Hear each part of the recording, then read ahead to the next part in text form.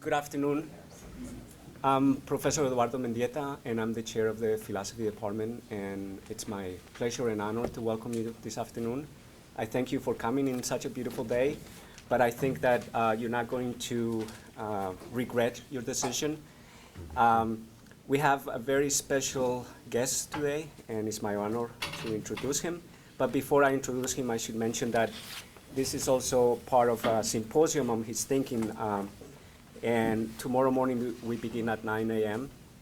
and we'll have a series of talks by Professor Chad Kauser, Michael Thompson, Amy Allen, and Daniel Loic, and Professor Pippin, who is coming from Chicago. So this afternoon, after the talk, after the Q&A, we'll have a reception, so you're very much welcome to join us. And tomorrow as well, we'll have a reception after the panels, and I invite you to join us. So let me introduce Professor Honneth. Professor Honneth is the Jack C. Weinstein Professor for the Humanities in the Department of Philosophy at Columbia University. He is the director of the famous Institute for Social Research at the Goethe-University and mine, and where he's also a professor of social philosophy. He's the author of numerous books, among which are The I in the We, Polity Press, 2013, The Pathologies of Individual Freedom, Hegel's Social Theory from Princeton University, 2010, Pathologies of Reason on the Legacies of Critical Theory, Columbia University Press, 2009, Reification, A New Look at an Old Idea, Axel University Press, 2008, Disrespect, The Normative Foundations of Critical Theory, and many other titles. Most recently, he has published Das Recht der Freiheit, Grundrecht einer demokratischen Sittlichkeit, which will appear shortly in translation from Columbia University Press under the title, and I love this title in English, as well as in German, of course, Freedom's Right, The Social Foundations of a Democratic Life. Now, this book, Das Recht der Freiheit, has been deemed by many in Germany and as well as in the United States as a philosophical masterpiece. For in part, it is the synthesis of 3 decades of reflection on the social sources of both ethics and freedom. In contrast to most moral philosophy and political philosophy in the last half a century, which has focused on abstract morality and the procedural principles of justice oriented by a Kantian compass, Honneth's work engages in immanent analysis of the social world to reveal or excavate latent, missed, or distorted emancipatory contents in the web of social relations. It is for this reason that the introduction to Freedom's Right is titled A Theory of Justice as Social Analysis. While classical critical theory talked about immanent critique, retaining Hegel's and Marx's notion of immanent, Honneth prefers to talk about reconstructive critique. For in his view, the aim of a theory of justice ought to disclose the historical constitution of a normative ground for democratic ethics that is guided by the justification of freedom. At the center of Honneth's thinking is the idea that societies reproduce themselves not simply through the systems of the economy, politics, and law, but above all through the constitution and concretization of ethical values. The core ethical value for a democratic society is, of course, freedom. And thus, Honneth, in his latest book, undertakes one of the most comprehensive and innovative analysis of this core ethical value, which we in the United States misunderstand so easily and abuse so frequently. Honneth distinguishes among legal freedom, moral freedom, and social freedom. To each corresponds an aspect of freedom. Legal freedom secures negative freedom, moral freedom secures reflexive freedom, or what some people call communicative freedom, and social freedom secures the freedom of the demos, of the polity, of citizens, or a community of citizens who recognize and enable each other's freedom. We think of freedom as something we're born with, but Honneth argues eloquently that freedom is an accomplishment of a we, in which the individual I is empowered to live out, practice, and attain their freedom. Freedom is action with others and through others. In Freedom's Right, Honneth writes, and I quote, "Nothing has been more fatal to the efforts to formulate a concept of social justice than the recent tendency to dissolve all social relations into legal relations in order to then regulate those relations with formal rules all the more easily.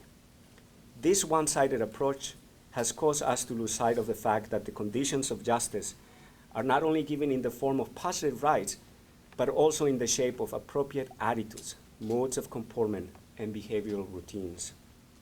We owe most of our individual freedoms, which have become the epitome of a contemporary conception of social justice, not to legal entitlement granted by the state, but to the existence of a web, one which cannot be so easily untangled, of routine and often only weakly institutionalized practices and customs that give us social confirmation or allow us to express ourselves freely.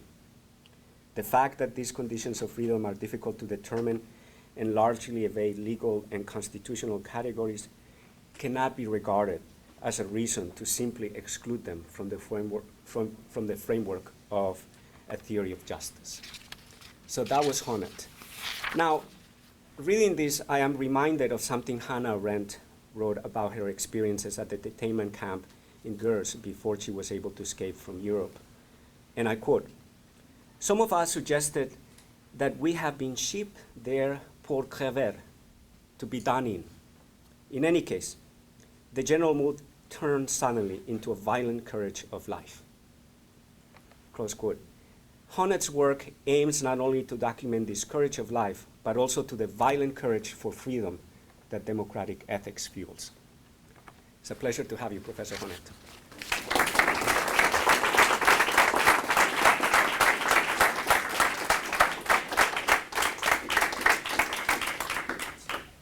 Do you mind when I'm sitting? It's easier to read for me.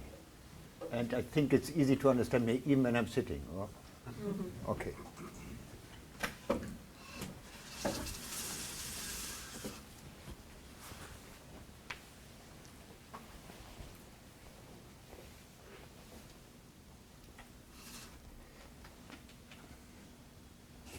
This is almost too close now. Yeah, Eduardo, you? No. Right here.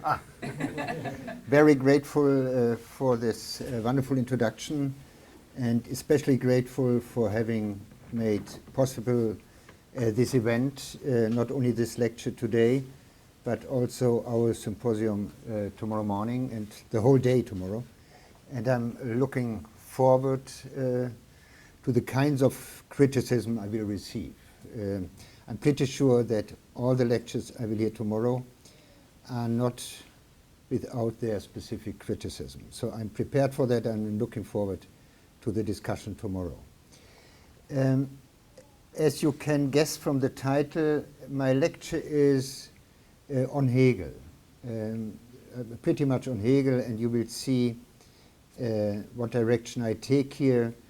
The question which I try to answer in this lecture is whether Hegel has any resources to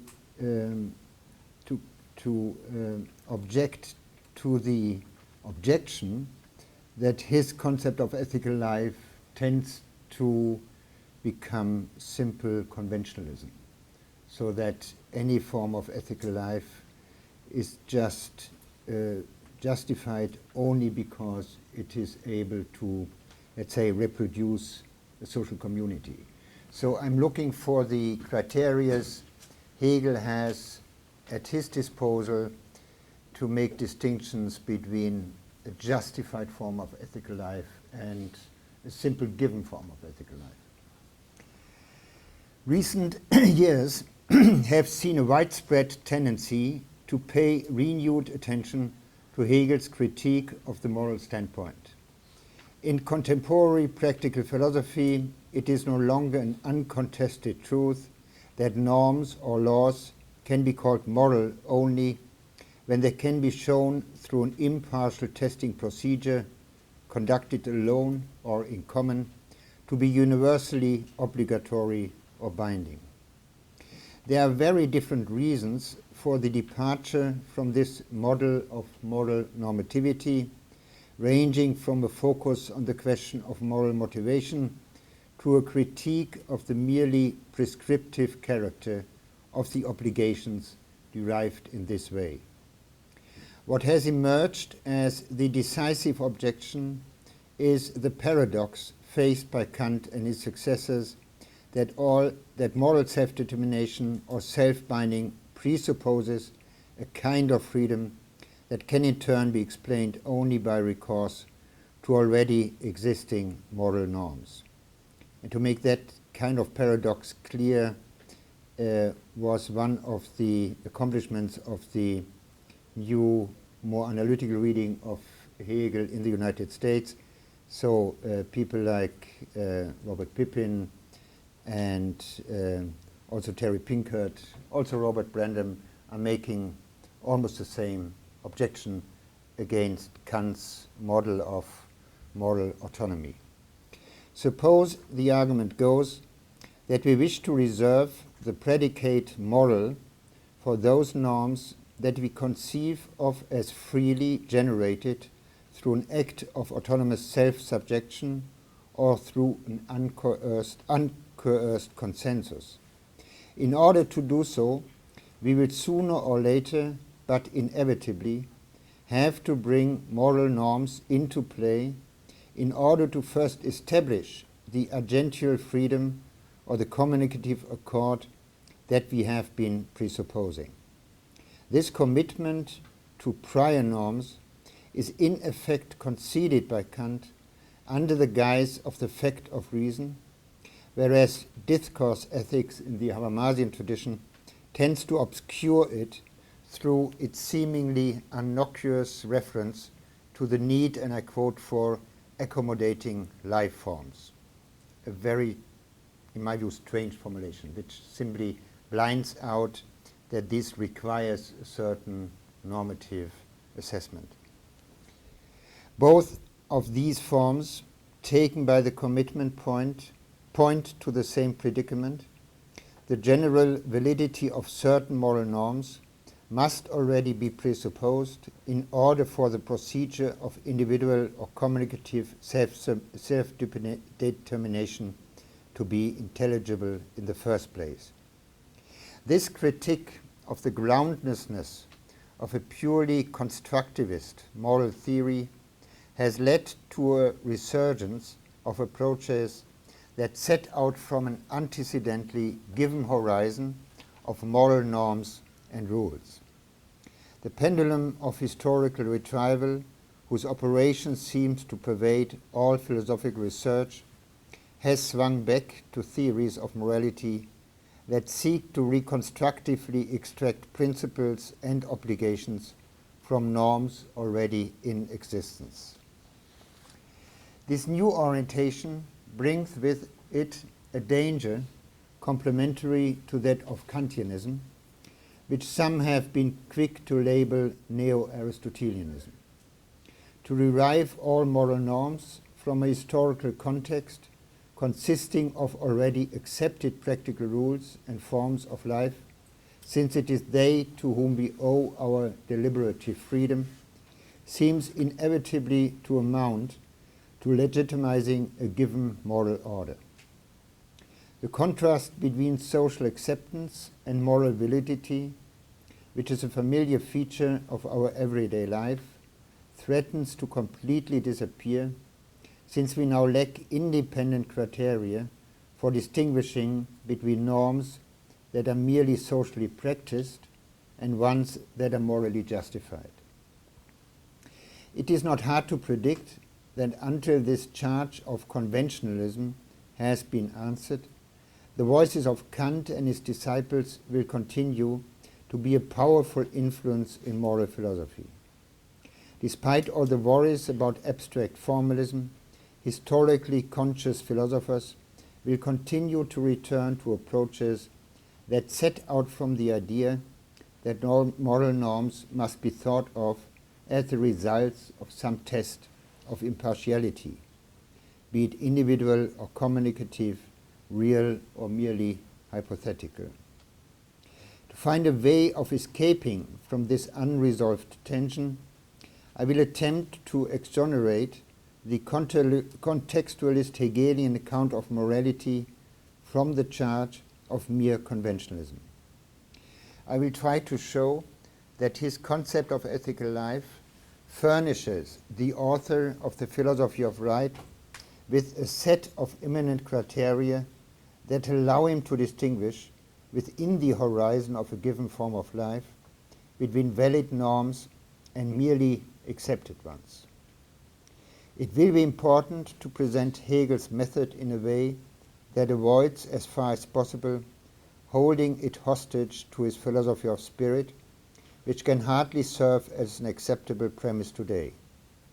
Hegel's doctrine of ethical life will be a viable option for moral philosophy only if it can be translated into an idiom that does not rely heavily on the ontological presuppositions of a universally self-realizing spirit. In the first step, I will in this way identify the general criteria that Hegel sets out as immanent givens of a really ethical form of life, or substantial ethical form of life. In a second step, I'm going to examine whether this provides us with clues for discerning a certain directionality of moral development within history. And I think this is a necessary step Hegel has to make in order to avoid some confusions about his own approach. So I think he needs something like an account of moral directionality within history. So first part, the demands that Hegel places on what he refers to by the umbrella term ethical life are the positive results of the various objections he levels against Kant's moral philosophy. The standpoint of morality, after all, is not simply to be abandoned. Instead, it should be rid of its abstractness in such a way that it becomes intelligible why many past and present kinds of social practice already contain, to varying degrees, some form of the principle of universalization that Kant saw fit to juxtapose to reality as we encounter it. Existing or past social practices therefore qualify as ethical by Hegel's light only if they enjoin us in an unconspicuous way in the manner of customs rather than through external imperatives to respect other persons and accordingly to infringe upon our self-love. That's the Kantian formulation from the groundworks describing, let's say, one of the core elements of morality, to infringe upon one's self-love or to constrain one's self-love. Thus, a neo-Aristotelian view on which each social form of life is normatively endorsed simply for its motivational and ethical power was alien to Hegel from the outset. Throughout his work, he was far too entangled in the Kantian conception of moral autonomy and far too invested in sublating it into the objective spirit of institutional reality to so much as consider reasoning from the mere social acceptance of arbitrary systems of norms to their normative validity. The abstractness, formality, and motivational ineffectiveness for which he reproaches Kant's idea of morality must have been correctively absorbed by his own concept of ethical life in a way that of itself yields the criteria by which merely given normative practices can be distinguished from justified ones. A first requirement that practices must meet if they are to qualify as ethical and thus to achieve a social sublation or embedding of morality, results from the paradox of moral freedom that I briefly explained at the beginning of my talk. If it is true that insofar as we exercise moral self-determination, we must presuppose the validity of those norms to which we owe the freedom thus exercised, then practices can be candidates for ethical life only if their normative structure gives rise to this sort of freedom. Human activity counts as a socially realized form of morality, not in virtue of being guided by any rules whatsoever, but only in virtue of being guided by normative principles that allow the participants to mutually view each other both as their authors and as their addressees.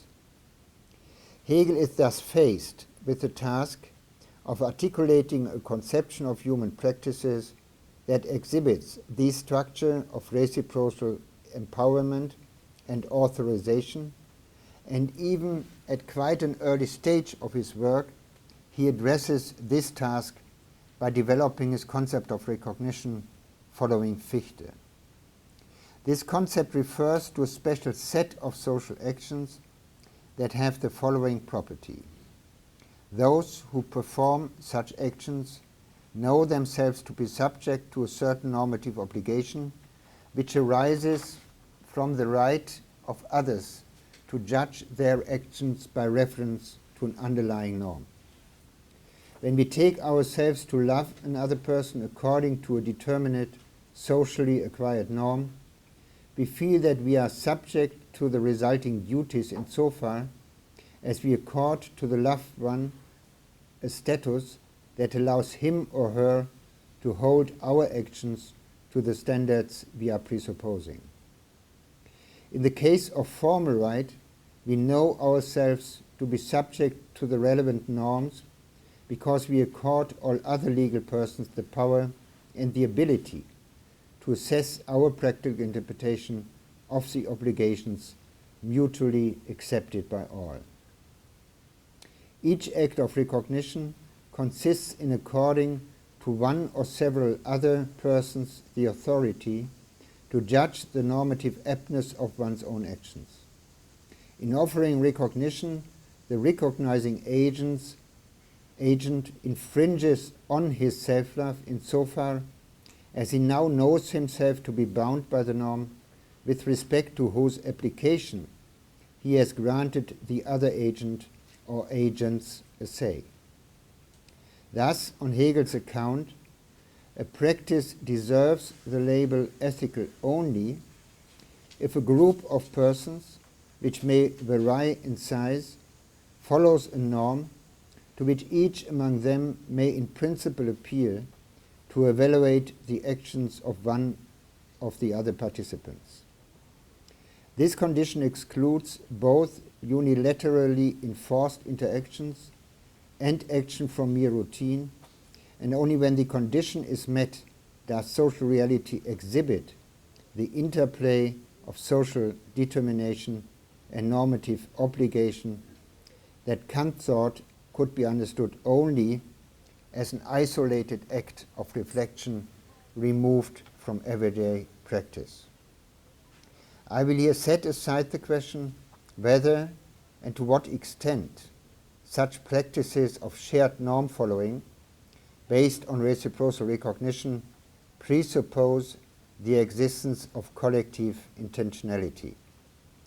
But I guess that a lot is speaking for that solution, namely that this kind of understanding of recognition presupposes some special version of collective intentionality, a we which is responsible for the kind of mutual recognition which is decisive for the kind of practices Hegel has in view.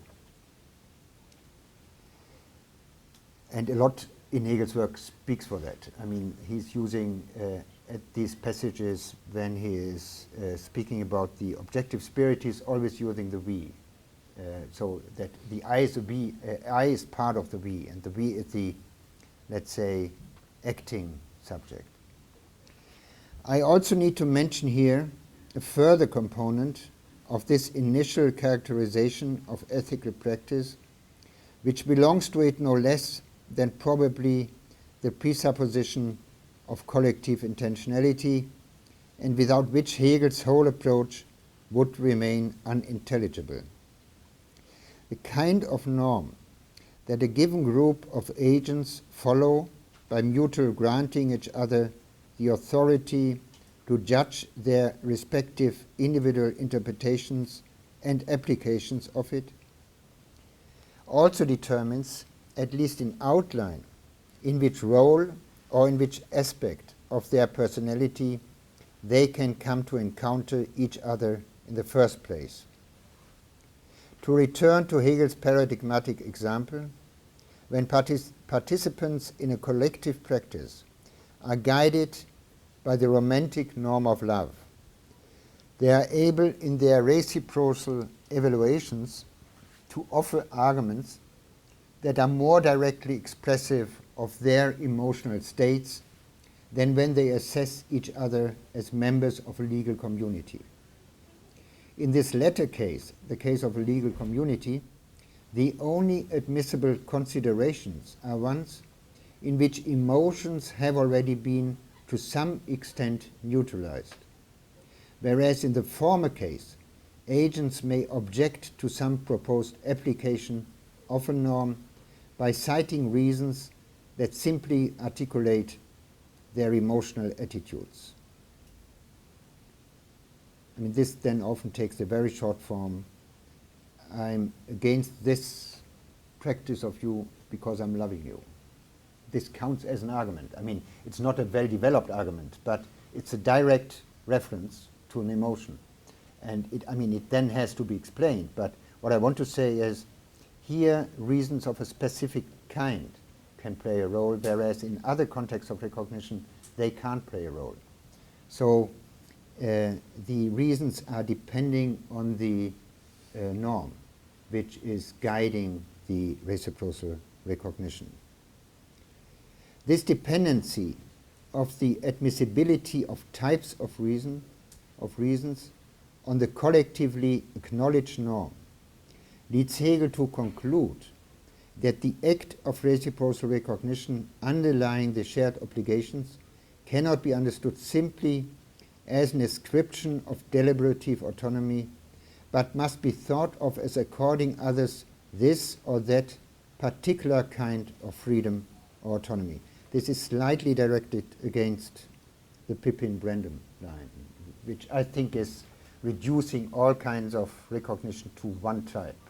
And I think what is very important for Hegel is to make these distinctions between different forms of recognition, and to make these distinctions by reference to the norm-dependent reasons which are allowed within those contexts.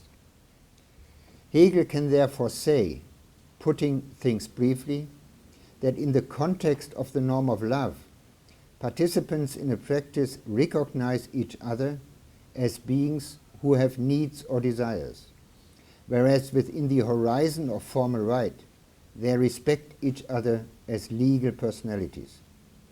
What these qualitative distinctions mean in detail emerges only once we understand how they are respectively associated with different admissible reasons guiding the evaluation of actions. To recognize somebody as a creature with needs and desires, or more briefly, as a lover, is then simply to accord him the authority, him or her the authority, to evaluate one's own actions in light of the jointly accepted norm by appealing to reasons that are purely personal and emotionally tinged.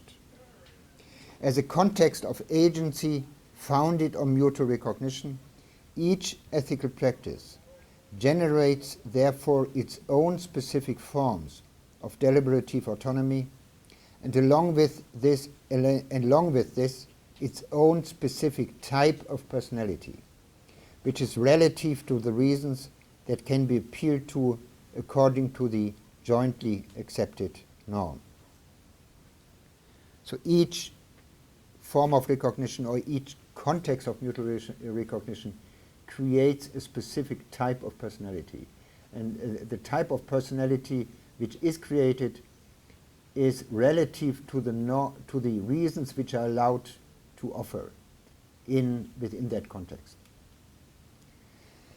Hegel was not content, however, merely to demonstrate against Kant's moral theory that the principle of universalization, abstractly emphasized by the latter, is always already practiced in specific contexts of ethical activity. He also held that the standpoint of morality illicitly opposes duty to inclination and reason to sensibility.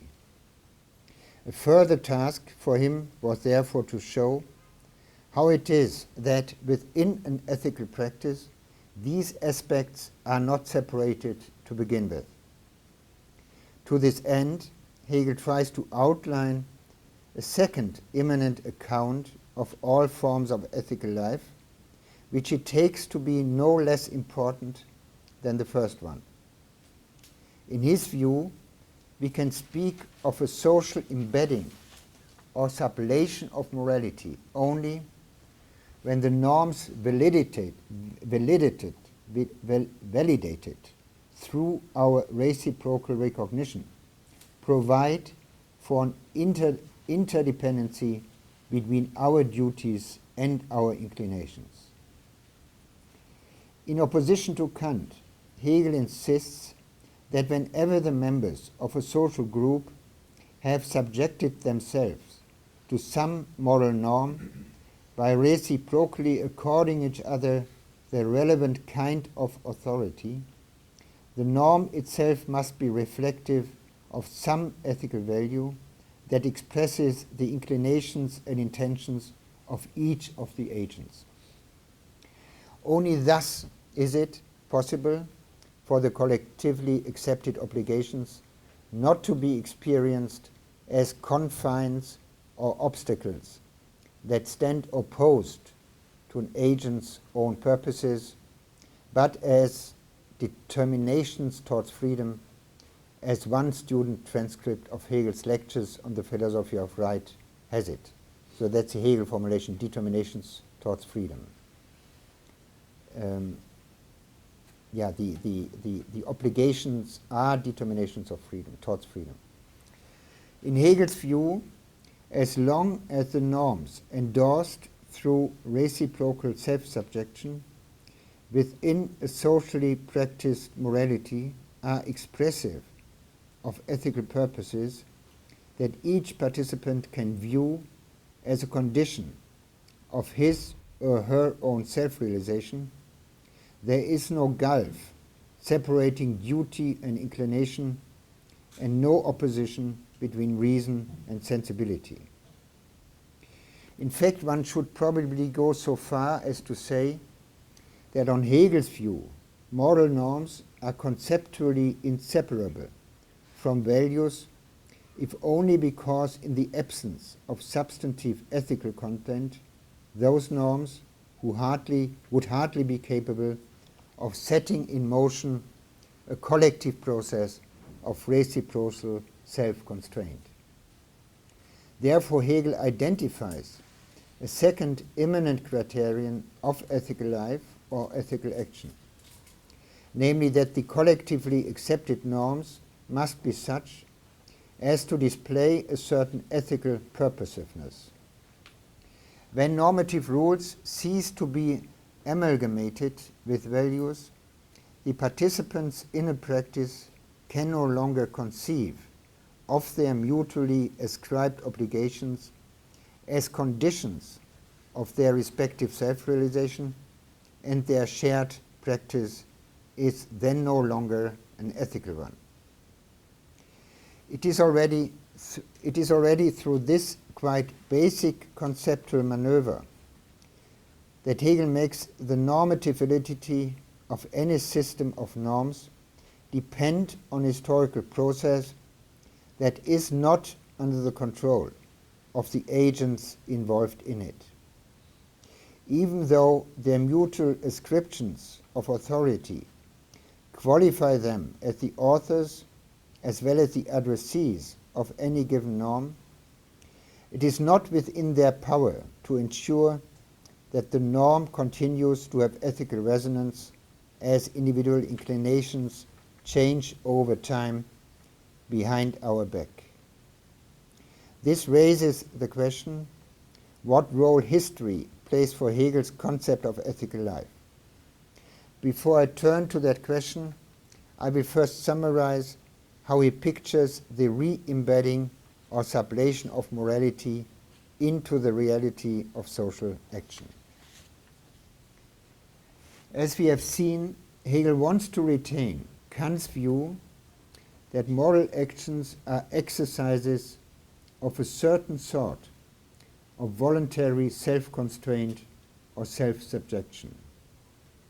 Yet for reasons having to do with his diagnosis of the paradox of moral autonomy, he does not accept that such actions of self-constraining could take place in a noumenal realm independent of any prior normative practice, as though moral norms were first to be generated or created through them. Instead, he assumes that human individuals always find themselves already inhabiting a world of socially practiced norms which they can subsequently make their own by according the other participants in the practice the authority to assess their contributions to it. When this sort of recognition is reciprocally granted by all the members of a group governed by a certain norm, this gives rise to the kinds of obligations Hegel calls ethical, which henceforth serve as the foundation of an ethical practice or form of life.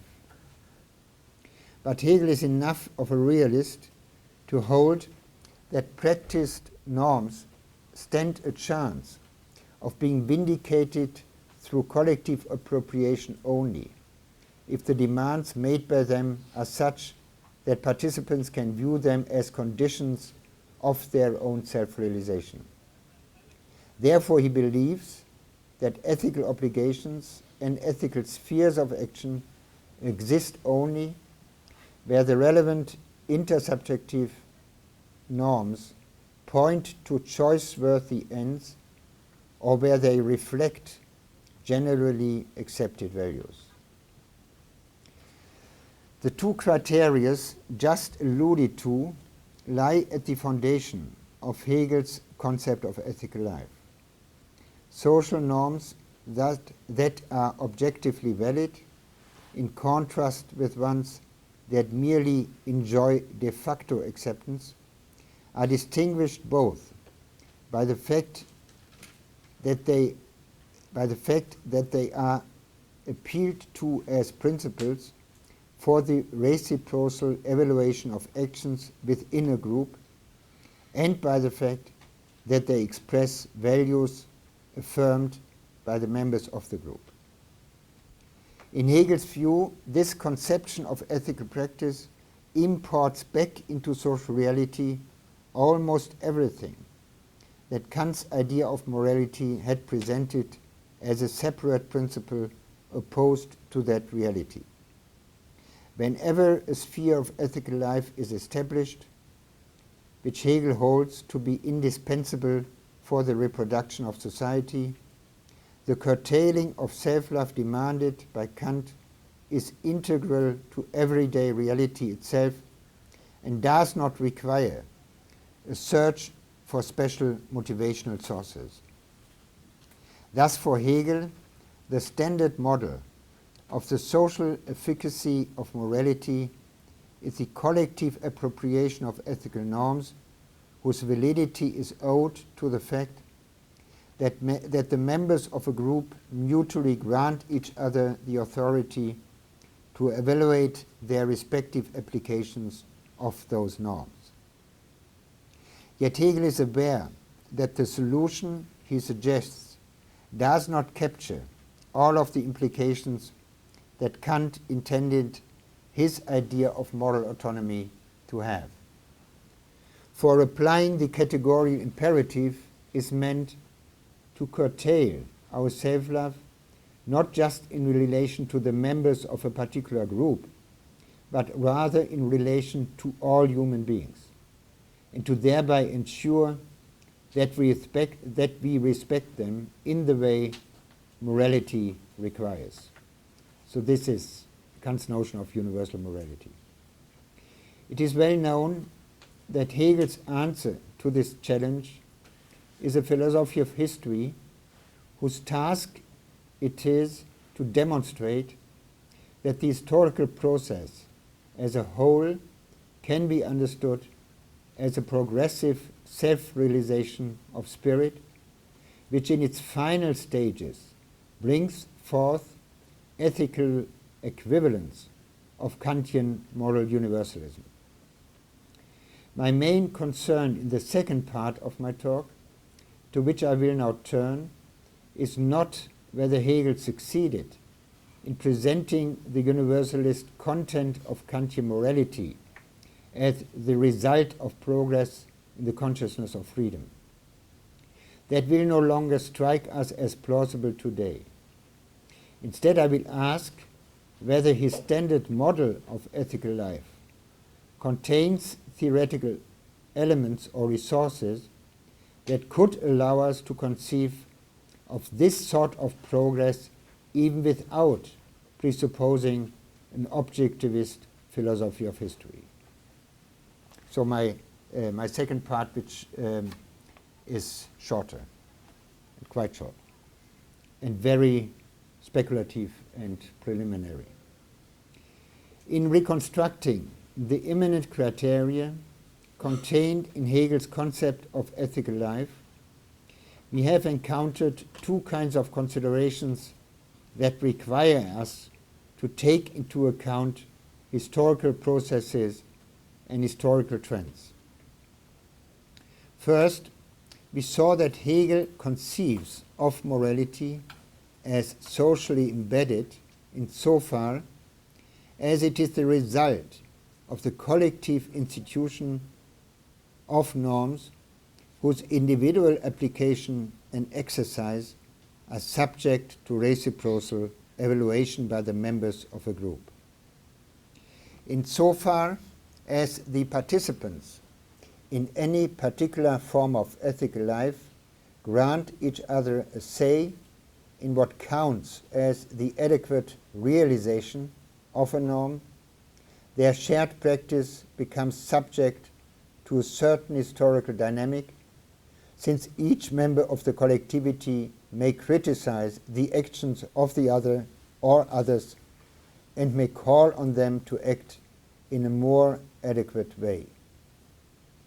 Even if Hegel did not always face up to the implications of this idea, it follows that morality, understood as the totality of the norms accepted in the relevant way, is characterized by an ineradicable, that's the right way of pronouncing it?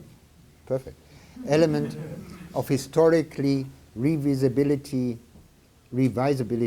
and openness. A second respect in which ethical life turns out to be dependent on historical processes emerges from the observation made earlier that Hegel considers the ethical resonance or expressiveness of norms to be a precondition of their successful adoption into ethical practice. In his view, a given socially practiced norm will be appropriated by a group in the required way only if the members of the practice conjointly conceive of that norm as desirable for the sake of their individual self-realization. But individual inclinations and dispositions change over time, and therefore socially habituated ethical norms may suddenly lose their motivational power that they owe to the values they embody. Thus, in this respect, too, there is an inalienable element of historical openness in all ethical life. At any given time, practical rules that until then used to enjoy intersubjective acceptance may cease to be followed and may consequently lose their objective validity because they no longer sufficiently express or reflect the currently prevalent desires, intentions, and ends. Even though Hegel acknowledges and explicitly mentions these two respects in which history enters into the ethical world, he does not make much of them in his presentation of progress in human history. He does at times mention the struggle for recognition as an engine of historical transformations and ameliorations, but generally speaking, he relies on the ontological conception of a progressive self-realization of spirit, advancing independently of any deliberate efforts on the part of human agents. Given the failure of this sort of objectivist historical teleology, the question today is whether the elements of historical change inherent in Hegel's concept of ethical life may perhaps be sufficient, or at least provide us with some clues for making the idea of moral progress in history intelligible without presupposing the existence of an anonymous self-realizing spirit. Such a project would amount to an attempt to reverse the trajectory from Kant to Hegel in the philosophy of history, while availing oneself of explanatory resources drawn from Hegel's theory of ethical life rather than from Kant's anthropology, in order to outline a plausible, hypothetically intended conception of progress. In closing, I will limit myself to a few remarks in this respect, which more than anything will reveal how much gaps remain to be filled in explaining such a possible progress in the realm of moral norms. I mean, what I have in mind here is, and probably I should make that a little bit more explicit, is to reverse the trajectory from Kant to Hegel within the philosophy of history by using Hegel's account of mutual recognition. And that means to fill the narrative schema which Kant has offered in his philosophy of history for making plausible a possible progress in history, replacing the Kantian account by an account which is taken from Hegel's idea of a struggle for recognition. That comes relatively close to what Kant had in mind, because the narrative account which Kant is offering, as most of you will know in his philosophy of history, is based on the idea of a permanent competition on honor, over honor. Yeah, he takes that from, I think, mainly from Rousseau and Hobbes, Kant, and uses it as a kind of narrative resource to make progress, and even moral progress, within history plausible. So my idea is to replace that account which Kant is giving by a more Hegelian account, but using the methodological self-understanding of such a philosophy of history which Kant has offered. And Kant's self-understanding is that, to put it in modal terms, is not about a necessity in history, but a possibility in history, within history. It's a possible progress within history, whereas Hegel sometimes tends to speak of a necessity within history. So I want to make that step, I want to go back to Kant's self-understanding, but using certain elements from Hegel's concept of mutual recognition and the struggle for recognition. We saw that on Hegel's view, merely given, habitually practiced norms are transformed into ethical obligations when the participants in the relevant practice mutually accord each other the authority to hold their respective actions to certain fundamental standards. Thus, there can be no ethical sphere, no institutionalized domain of moral action that is not anchored in relations of reciprocal recognition. This individual empowerment gives each participant the right to cite reasons that in light of a collectively shared norm speak against one or several other persons' particular way of putting that norm into practice.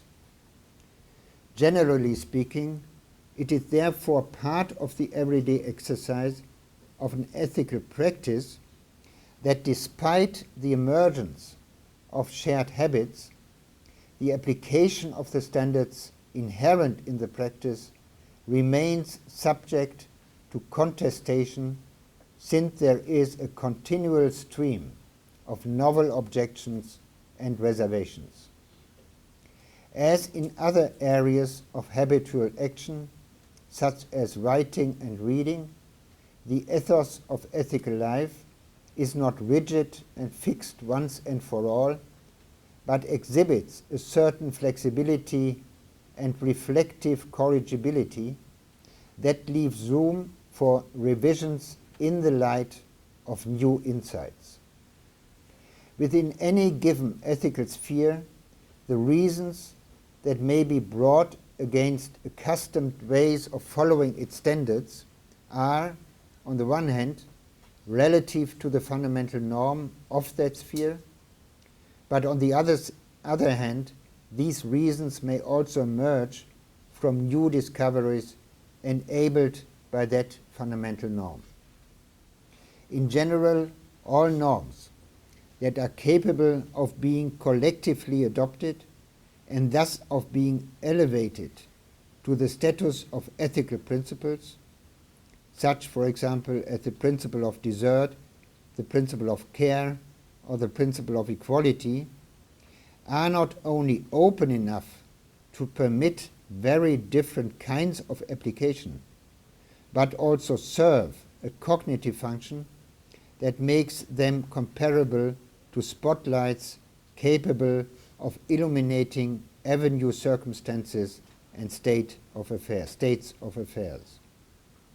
Now suppose that participants appeal to such reasons in support of objections that over time lead to revisions in the way norms are applied, and thus to revisions in the ethical practice itself. The historical accumulation of these objections will have the effect of creating increasingly narrow constraints that each further critique must meet before it is taken into account. The various innovations in the practice of a given ethical norm, which in essence amount either to an increasing inclusion or an increasing differentiation in that or of that norm, are not lost from one generation to the next, but gradually add up to yield thresholds that all future arguments offered by the members of the group must be able to cross.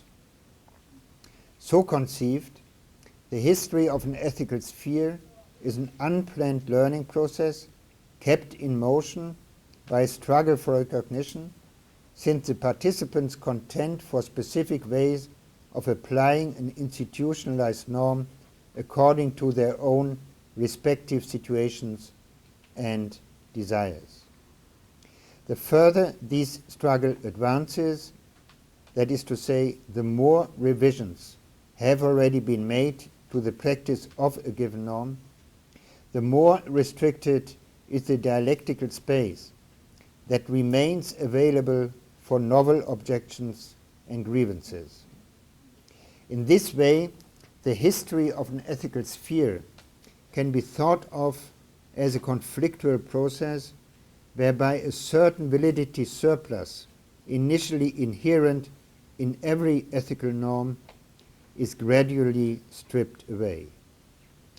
So the kind of struggle I have in view here with respect to this kind of possible historical progress are struggles over the correct interpretation and application of a given norm.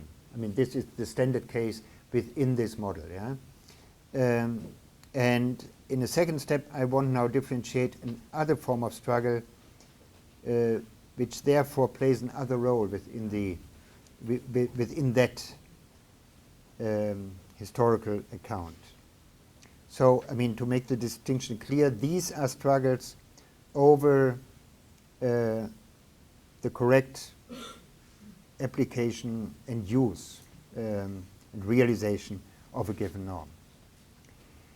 If we wish to remain within the space of normatively mediated conflicts and to maintain that human history is probably not a history of class struggles, but a history of struggles for recognition, we need to offer an explanation of why over time certain ethical norms lose their collective acceptability and are gradually replaced by others that are more open and more universal,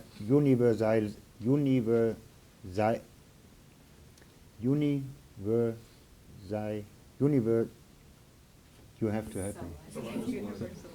I never can do this. So now I have another process in mind. Now I don't have in mind or in view internal revisions within an already accepted norm or within the sphere of an already accepted norm, but let's say breaks between acceptable ethical norms. So that's another transition one has to explain somewhat within the Hegelian account. This brings me to the second point in Hegel, where history plays a role in the formation of ethical life. In his theory of ethical life, rather than in his teleological philosophy of history, Hegel argues sometimes that each conflict over the application of a norm brings about changes in the very desires and inclinations that first gave rise to that conflict. The struggle itself, we could say, has a socializing effect on those who take part in it, insofar as it forces them to better understand their own motives and thereby enhances the force of individualization.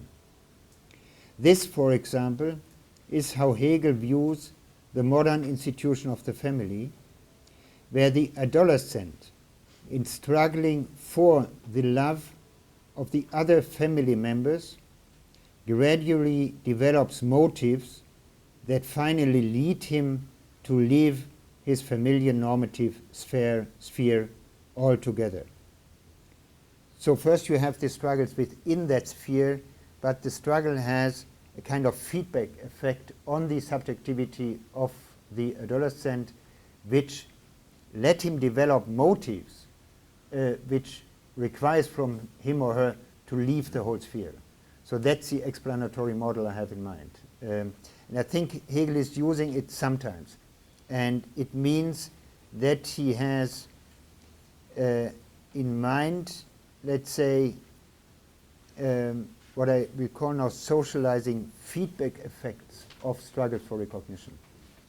When this idea of a socializing feedback effect of the struggle for recognition is transposed to larger historical contexts, the implication could be that in the course of a protracted conflict over the adequate realization of a given ethical norm, the motives of the parties to this conflict are transformed to a point where they no longer consider the relevant norm to be desirable at all. Due to the pressures of individuation released by the struggle, their aims and inclinations and their conceptions of the good would then have changed to such an extent that they no longer regard the accustomed norm as having any intelligible value. So what the struggle makes, the struggle over the adequate interpretation of a norm makes with the subject is they have to learn to understand their own motives and personalities and needs better in order to present good interpretations and better interpretations. And by this effect, they, let's say, implicitly changed their own subjectivity. And therefore, it may be that one of the effects of a struggle for recognition is a change within the whole composition of subjectivity. So these are not longer struggles over the adequate interpretation of a norm or the adequate realization of a norm, but these then are struggles which one could name struggles on subjectivity or something like that, yeah? And these have then the status of leading to a revolutionary break with the already existing ethical framework. Such an ethically faded or withered norm over whose correct application the struggles of the past were fought would then come to be replaced by a norm whose ethical purpose is sufficiently broad to present a foothold for newly emerging goals, needs, and desires. In this way, the history of ethical life could be thought of as a series of institutionalized norms such that each successive norm exceeds the previous ones with regard to its ethical capacity and its accommodation of the good. It is of course true that on this view too, agents are not in control of the historical coming and passing of their various inclinations and aspirations. Therefore, I have called the effects of the struggle feedback effects. I mean, it's nothing which is intended by the subjects themselves. But at least the history of these changing motivations would be mediated by the same struggle for recognition that also propels the moral progress found in the sphere of ethical life. So thank you very much.